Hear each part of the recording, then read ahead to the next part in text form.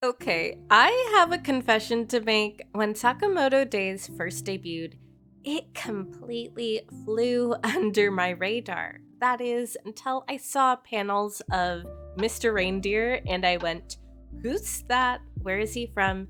Because he looks like a character out of Doro Hedoro, and I love him already.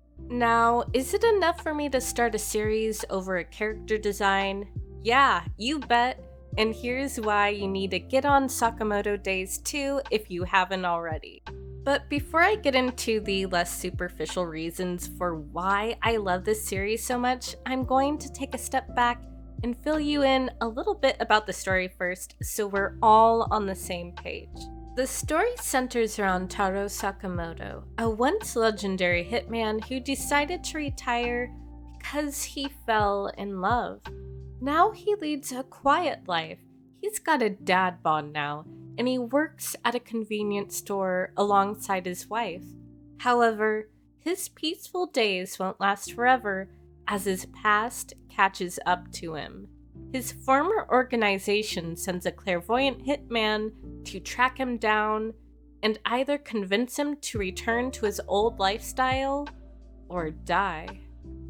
So now Sakamoto has to protect both himself and his family while trying not to break his newfound moral code of not killing people.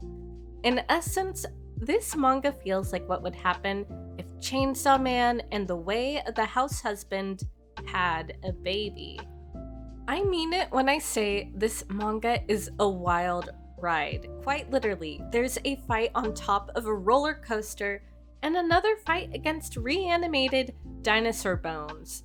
I don't know about you, but that's not something I see every day. Now, I do admit the story is a formulaic monster of the day sort of deal at first, but I promise things get more complicated when a mysterious organization with a signature X shows up. That's when we start getting into the big baddies that last more than one fight, and the larger overarching story starts to take shape. On top of that, the story is also worth sticking around for its colorful cast of characters. For instance, there's Osoragi, who's a total badass. She is my spooky wife. She wields a giant circular saw and loves animals. Really, she's the complete package. And it's not just the characters themselves that gets me about this manga, it's the relationships between the characters that I love so much.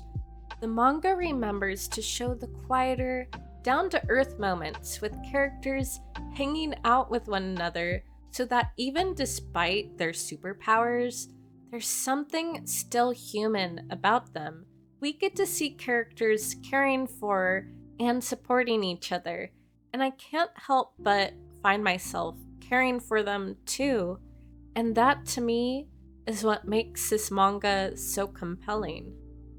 Overall, Sakamoto Days is a wacky action comedy that taps into the same sort of chaotic energy that I tend to gravitate towards.